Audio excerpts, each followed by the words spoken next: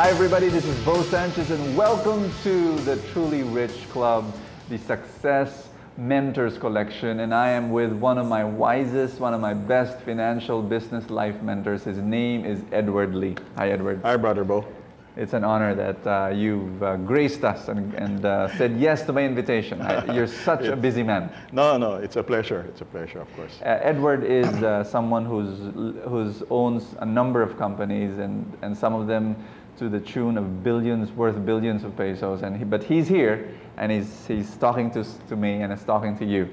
And Edward, everybody needs to know this. Number one, you did not inherit your wealth. Yes. Your mother was a see, I'm saying this everybody because I know you so well.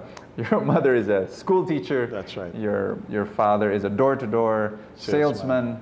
Had no properties, had no businesses, and that you came from that. Also, that you were not good in your school. That's correct. Also. And your grades were not well. The only reason why I'm telling your story to everyone now. The reason why you passed was because your mother was a teacher in your school. That's correct. Yeah. Yes. I think like what we're saying is that what is really important here is that I think it's always God's will that we're here today. Yes. But of course, a lot of hard work, a lot of working with a lot of people. That's right. The unconditional love of my mother, of my parents, the continuing breakfast meeting that I have with my father, which basically like what you guys are doing right now, which is the homeschooling, which is I think is one of the most important setup that is required, no? Yeah. Because of my school, my lack of academic skill. Yes. What had really happened was that my father has to spend a lot of time talking to me, encouraging me. And from there, that's where I learned a lot of the experience, his life experience, and that he has shared with me over time. Yeah. And of course, the values that was always imparted by our parents, my mom especially, of course. She basically always tells us that we have to do the proper thing. Yes. Money is important, but it's not the ultimate solution for everything. I think just looking at that, it's the amount of time and love that you got from your parents. I think that's crucial. You were telling the story that sometimes you'd sleep in the classroom during your grade school. That's correct. And then your mother would come in the room, would pull you out. Yes, powdered me up and send me back to sleep. And you'd go back to the classroom just to sleep. That's right. But never once did they condemn you. Did they tell you you're no good? You won't amount to anything. They never said those things. Yes. They just said they just cried in front of you. Of course, a lot of buckets. What really happened is that my parents would always encourage me and would always share with me that it is if a person is smart, he probably spends an hour studying. Well, since I'm always catching up, he said I should spend at least 3 hours basically. But never did they discourage me or they scold me that I'm stupid, I'm good for nothing. That's beautiful. Which is, I think, one of the most important. Oh yeah. Without that, without the encouragement, without the love that they gave me, I doubt if I will be sitting here sharing with a lot of people. That's right. What really happened to my life. Oh yes, absolutely.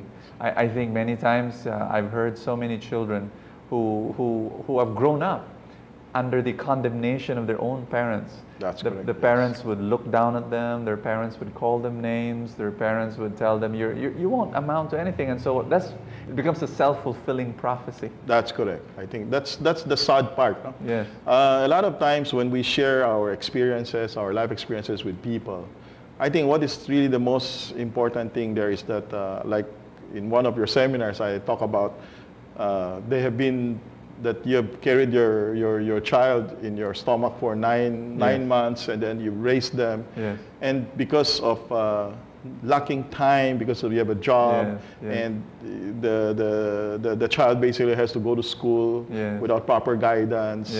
And from there, you expect them to already be able to do. You expect them to be able to do a lot of things which you have not shared with them. No, so from there, and then since let's say for example, if they don't they attend their schools and Yes. then they're failing grades, then you condemn them already. Yeah. Once you do that, it's like you said, it's a self-fulfilling prophecy. Then Yeah. they won't be able to be successful. Great. Yes. And then, Edward, how did you get into the stock market? What happened was that since I was always spending most of my time playing bowling, not really attending school. Cutting classes, in other words, that's in correct. college. In college, yes. And of course, I was studying in LaSalle, and just a few minutes away, there's a bowling center there.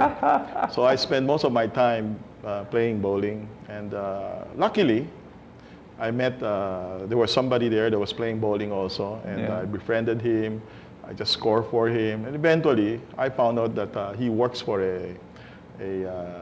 they own a stock brokerage house in the Manila Stock Exchange. And from there, basically, I started looking at it. He was telling me, what they were doing, and shared with me the way how to invest in the stock market. So I started and trying to learn from it. Wow. And what really happened was that You were how old? I was 18 years old. 18. 1973, yes. Amazing. I was 18 years old. It was, Did it fascinate you the first time? You're like, wow, this is great. yes, of course. The fascination was because I was making money at a very young age. Wow. And not because of anything, but because it was a bull market during Oh, 1973. Of course, by the time in 1974, when the market starts crashing, Yes. since I was not attending school, I was spending most of my time investing in the stock market, trading the stock market. What happened was that I was completely wiped out also. Okay. So that was the first experience of being completely Yes. wiped out, losing a lot of money. I have to. How old were you then? I was 19. I was had to resort to borrowings. My two friends who are my partners today has to bail me out, help me try to restructure, and from there, what really happened was that since I lost a lot of money, I was not attending school. I was kicked out of school, and from there I have to look for a job, work. Yeah. Started as 8 pesos a day as a love that verifier, I love that as story. a key puncher, and as a batcher. I always believe, Edward, that when we go through our suffering right now, we go through our suffering. We have to have this mindset that says this is just a great story to tell. That's when I become successful. That's right. I think a lot of challenges in anybody's life. I think there are a lot of challenges, and I think it's how you emotionally being able to use those difficult situations and be more positive about it. So you were earning 8 pesos a day. You were after you got kicked out from college. That's right. And you were an employee. That's correct. I was working for a computer center in a bank. Afternoon shift. That's right. Since we're undergrad, so you do the. When did you go back to the stock market? Well, of course, since whatever savings that I have from my monthly salary, then you start doing it again. Investing again. Yes, okay. That's right. So I think the stock market is always have its up and downs. Yeah. We call it the bull bear cycles. It goes up and it goes down. Yeah. What is really important is that you try to understand the psychology of it. Yeah. And from there, very immediate, what you do is that you just use a smaller amount of money that you can afford now instead of borrowing like what I used to do before, and start building and learning again. Wow. I think it's a process that everybody has to go through. And you went through that process. You learned through your failures. You learned through losing money, and then it's almost like you fine-tuned your system. Of course. Yeah. As then before, when you're making money, when there was a bull market, like my professor would always say, is that during bull markets, everybody is great. Everybody makes a lot of money. But when the bear market comes, that's where you separate the men from the boys. Yeah. So it's these are the experiences that we have. That's right. These are experiences that we have to all go through. Yeah. The problem with a lot of people is that they don't spend time trying to understand why they fail. Yes. I think when they jump into the market, it's because somebody asked them to sell them a story. Yeah. And most of the time when people start selling you stories is when the market is at its height. It's when the barber, the taxi driver, That's correct. That's your office mate beside you says, hey, invest in this stock. That's right. It's a hot tip. Yes, that's correct. That's when everybody is in the stock market.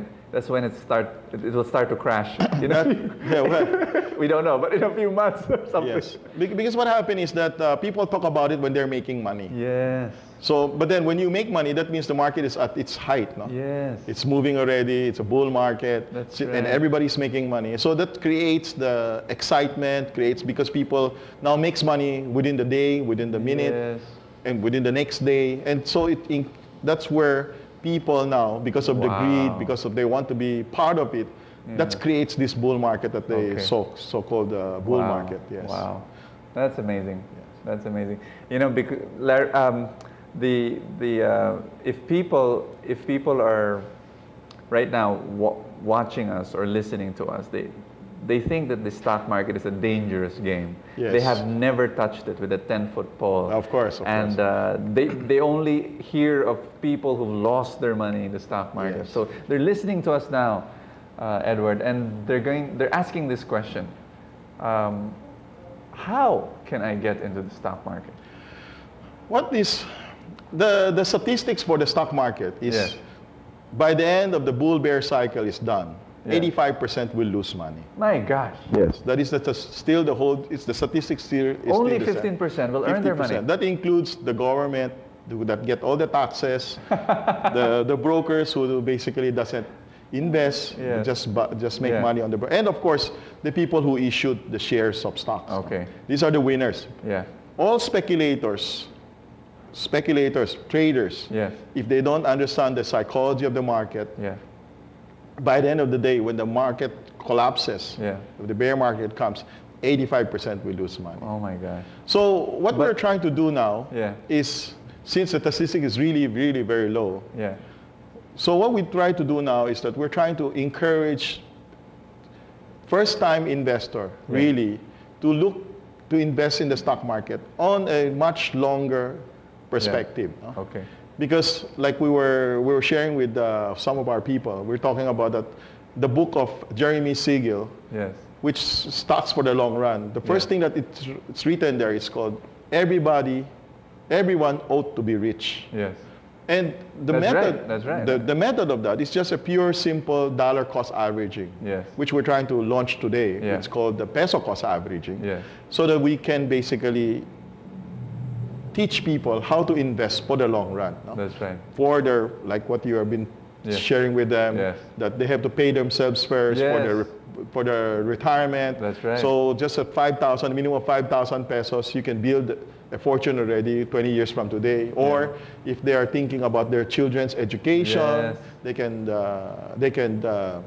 invest for their children on a peso cost average, the same thing. Or if they ever have a plan to save money for their dream houses. No? And from there, what they do is they just buy good companies that pay good dividends. And over time, doing a peso cost average, it will happen. The statistics is still there.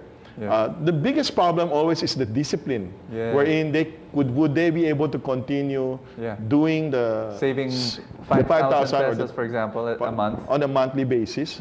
And only when they have that discipline, and of course sometimes because it will be worth a lot of money already, they might decide to just spend it, right? So I think what is really the key is that they have to have the discipline to be able to continue doing it over a period of time.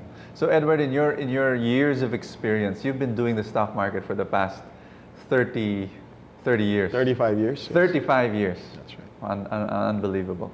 35 years of doing the stock market, you've seen that play out, the 85% who lose the money, 15% who earn the money. And because of that reflection, you're now telling the first-time investors, first-time investors, do it this way. Because if you do it this way, you'll be part of the 15. That's correct. That's correct. Okay. Because we used to teach timing the market, trying to understand the psychology of markets. You still do teach. We still do that. Yes, we still do that. For first-timers? For first-timer, I think really the best is because they're so afraid, because they think that it's a gambling place. I think the best method really is to use that peso cost averaging Then, if they have some time, Yeah. they have extra cash, Yeah. they want to learn the timing the market, Yeah. learning the psychology of the market, Yeah. then they're welcome to learn that, because that's Yeah. what we teach also. All right. Because for us, our group basically is we do both. No? Yes. We do peso cost averaging for our Yeah. children, Yeah. grandchildren. Of course, Okay. I'm old already. And on our own portfolio, we teach basically Yeah. how to time the market, Okay. and we teach that to a group of our traders basically who does that for us. So correct me if I'm wrong, Edward. There are two kinds of people who play the stock market, or who get into the stock market. One is the investor, the long-term investor. That's correct. Who puts money every month, whether the market is up, whether the market is down. Yes, he that's correct. chooses great companies That's and correct. puts it every month. The second type of person is the trader.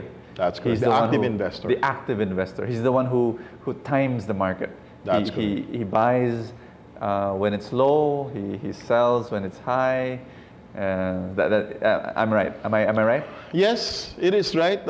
Buy low, sell high in bottoming out markets, because Yeah. what happens is that you have to learn how to distinguish the different market cycle Yes. or economic cycle and do different strategies during Okay. those periods. Okay. So Edward, have you met people who did peso cost averaging and became winners after many years? Yes, you remember we had lunch with a commissioner of the Yes. SEC, Yes. Jenny Cueto, no? That's right. And she was sharing with us, I think if you remember that what her father did when she was born, what the father did was to open not a bank account, but a stock brokerage account. Most people do that when their baby is born, or maybe when the baby's 3, 4, 5 years old. You know, they open a bank account. That's correct. That's correct. That's a standard. But the father of commissioner, Yes. he just didn't do that. He bought a.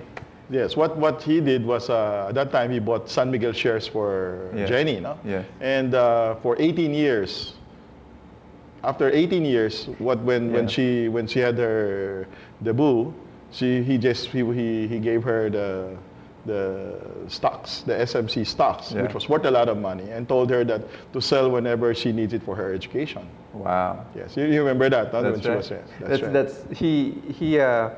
He didn't only buy once. He kept on buying. That's right. That's He right. kept on buying as the daughter grew up. That's correct. That's And in correct. small amounts, you know. Small amounts only. Yes. But at the age of 18, gave it all Gave to it her all, and said, and that's for her education That's for your already. college, that's for That's your... right. Spend when you need it. That's right. incredible. That's But that was during the time when San Miguel was still strong. Yes, that's and- correct. yeah. That's correct. Today, I think there are a lot of good companies, Yes. which basically our analysts have summarized. No? That's right. So some of the stocks which we're looking at is Yeah. really Ayala Land, Yeah. BPI, That's right. SM Prime, That's right. Jollibee, Yeah. Telephone. These are strong companies that you That's right. think will last for the next 50 years, 50 to 100 the years, next that's 100 correct. years, and so you do the peso cost averaging, and what you're saying, Edward, is that you put your money, you buy small amounts That's every correct, month, yes. or it requires discipline, That's correct. That's really the drawback. No? If this is what we're offering is a self-directed Yeah. kind of retirement or Yeah. for your children's education. That's So right. I think the investor has to have that discipline, no? Yeah. In order for them to achieve a lifelong. Yeah. So at least by 20 years from today, they have some Yeah. life savings, no, wherein right. they can hang on. Or the children will have to be. They don't have to worry about where they're going to get money for their children's That's right. education. That's right.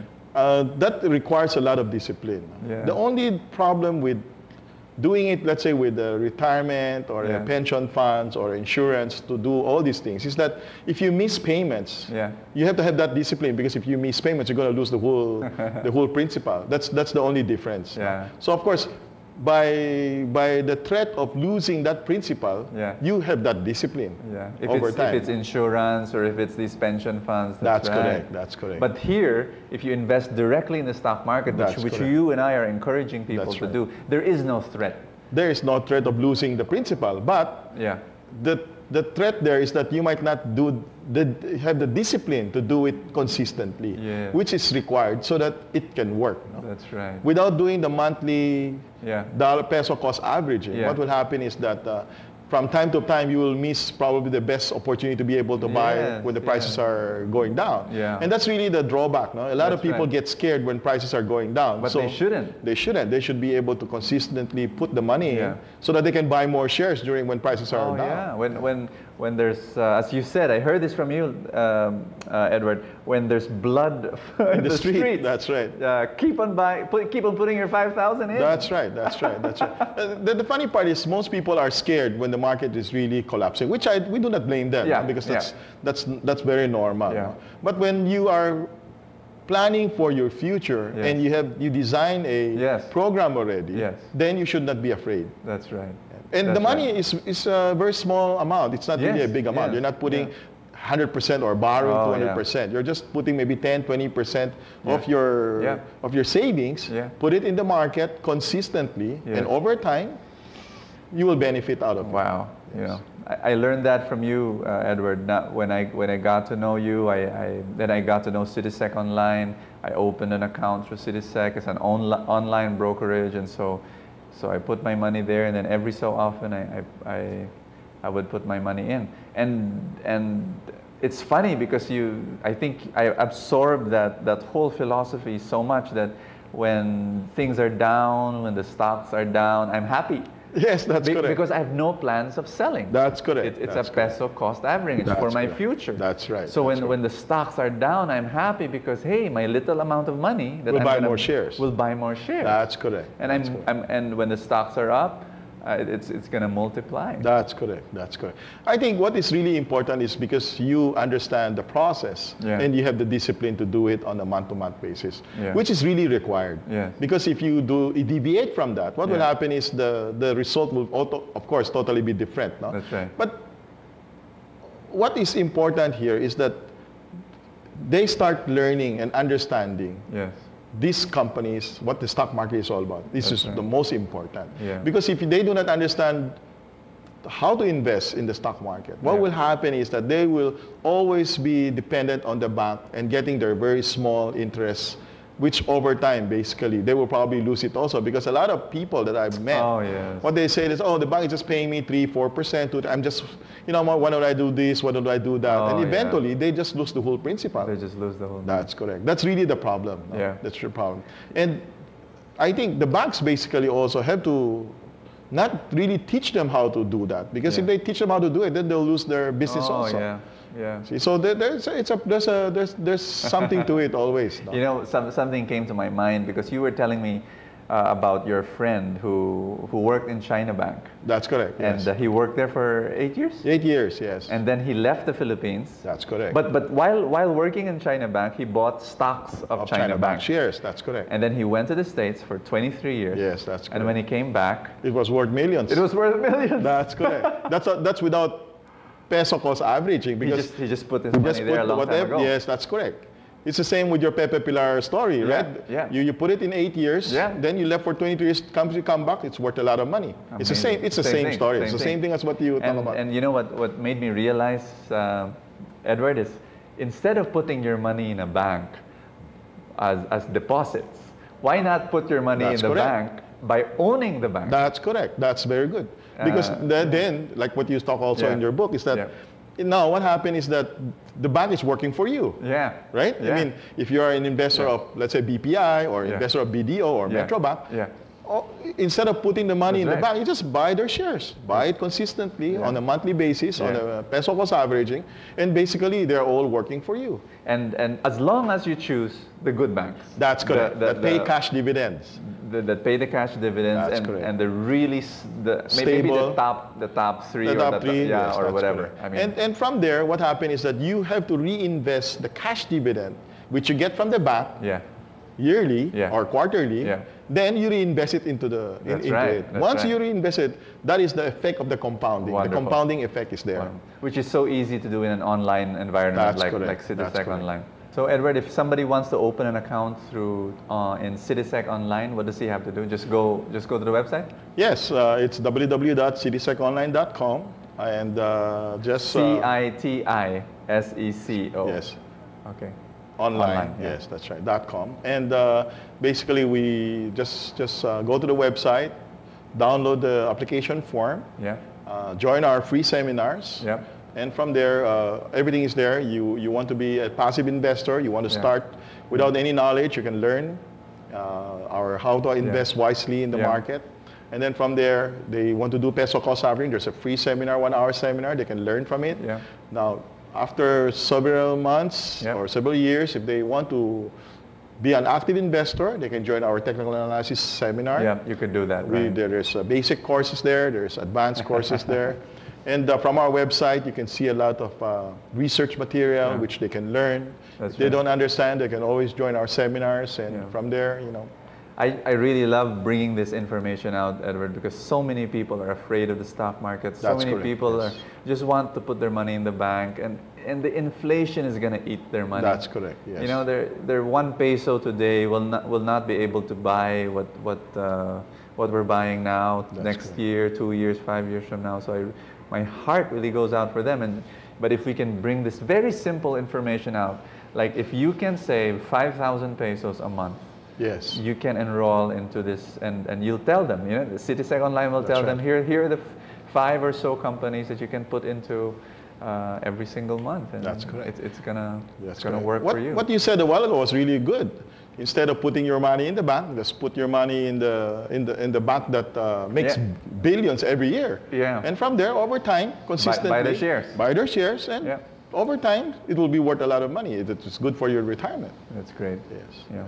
So Edward, the stock market has been good to you. That's correct. The past 35 years, you're now. I'll not divulge how much money you have. I have an idea, but God has been blessing you through the stock market, and but you've also been a businessman. You run businesses, which is, and there are many people listening right now. They want to get into the stock market, so we gave them some information there. They also want to have their own businesses maybe one day. That's correct. Some of them are running their small businesses now. Can you give us strategies, tips? How can we become successful like you, Edward? I think what is really important is that, if they read your books, basically, the Truly Rich books, which I've read also, and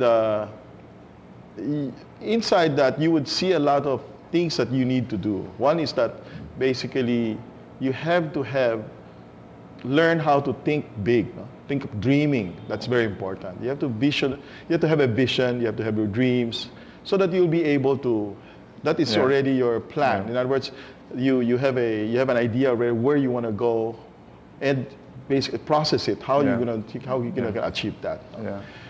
But of course, I get invited from your financial talks from time to time, and I try to share with them what has been the basic principle, the basic values that I have imparted to most of the times that when people ask me about it. And of course, I talk about that you have to have a good relationship, not only to first of course to your people, then to your customers, then to your suppliers. That's right. The reason behind it is it's really very important, because if you keep a good relationship with them, what will happen is from good times, bad times, they will be there for you. That's the most important. Wow. When you're building a business, there will be a lot of times that you will have difficulties. Yeah. And when you have people when you have a good relationship with these people will stay with you. Yes. Right? Will help you out. Like I remember in 1983, 84, when the devaluation came, I had some suppliers' credit that I owe a lot, in Japanese yen and in US dollars. And from there, my Japanese supplier came to see me, and I told him, I said, Mr. Yoshikawa, I really cannot pay you. Yes. He said, don't worry, Edward. I will restructure you. I will help you. Wow. And sure enough, 6 months later, after the restructuring, I was able to pay him back. Fantastic. Because these are things that are really important. I think what is there is that you're honest to your supplier, you're honest to your customer. Yes. If let's say, for example, I have some customers that I had some problems with deliveries or with installation. Yeah. I think what is really important is that you have to be honest with them, face the problem, and just don't nowhere to look for you, right? Yeah, yeah. I think it's really important that you face the problem and you work with them, work out what is really the problem, right. and, That's right. and do it and provide that service which they want. No? Fantastic. Once you have those kind of relationship, then I think business will just continue to grow. Fantastic. What I admire about you, Edward, is the way you value and the way you maintain and invest in your relationships.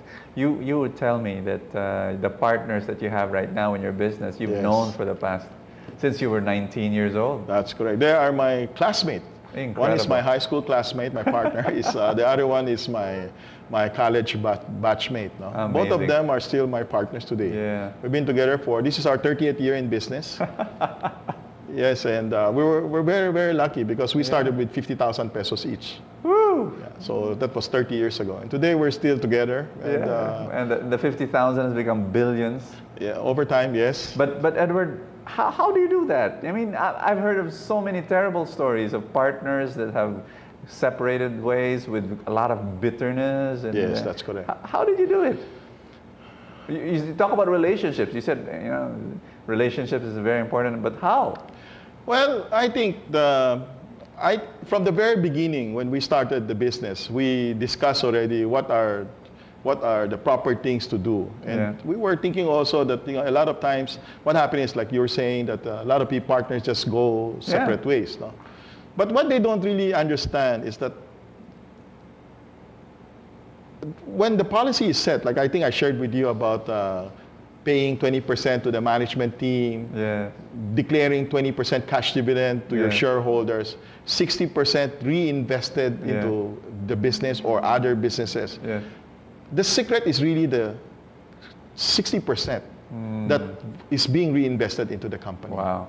People don't understand that that's the secret. It's the compounding effect of the 60%, which yearly you save, and it will increase your net worth. No? That's right. Because a lot of times, when everybody's making a lot of money, what they will do is they declare 100% cash dividend. I think that's really a drawback. That's not an advantage. No? The advantage really is to be able to save 60% and reinvest it in other businesses.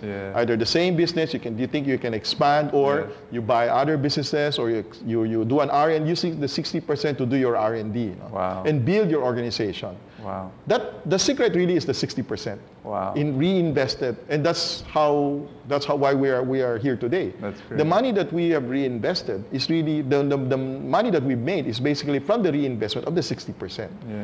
And each one of them has to understand that, well, at least the one who's managing, like me, if I'm managing, I have to basically think also like the other two partners who are, let's say, I call them the silent majority. No? We have to satisfy them also. And the most important really is that you have to have, like the second one is the integrity part. Because absolutely. If you don't have the integrity, it will never work. Because a lot of times, most people, they quarrel mainly because the managing director believes that he's the one that solves everything, that makes all the money. He doesn't understand that without the contribution of your partners, there is no way that you will be able to make it. No? And that's really the problem with most partnership. Because they don't understand that the importance of the other two. For example, if I think that I was the only one that made all the money, then I probably would have bought them out 28 years ago. Right after making money for the first, second, third year, I would have just told them, look guys, since I'm the one that's making all the money, you guys are just silent majority. I'll just take you out. If I have that kind of a mentality, I will never be where I am today. Wow. I think that's very important. That's right. Because the one who is running the show has to understand the importance of the other silent majorities, the silent partners who basically are there for you during difficult times. That's right. That's right. That's the most important. Beautiful. Not even the money itself. No. Just the emotional support during difficult times. Woo. That's great. That's the secret of it. Amazing. That's the secret of it. Edward, you've gone through so many rough times in the past 30 years. And these partners have been there with you, they're friends, and there's such a level of commitment. I'm sure you've gone through so many conflicts also. Of course. But you've weathered all that. I think it's because the way a person of integrity, they trust you, and which is the foundation of all relationships. Of trust. course, yes. When you trust people, even if sometimes you think differently or you go through the conflict, it's that trust It's very important. Is one that holds you together. And I think I've shared with you also that if you are the one who is the patriarch, you have to be fair. Yeah. No? Yeah. And by being fair alone, it's not enough. You have to. How do you say this? You have to lose in order for you to gain their confidence. That's Not right. really lose. A little bit of how do you say this?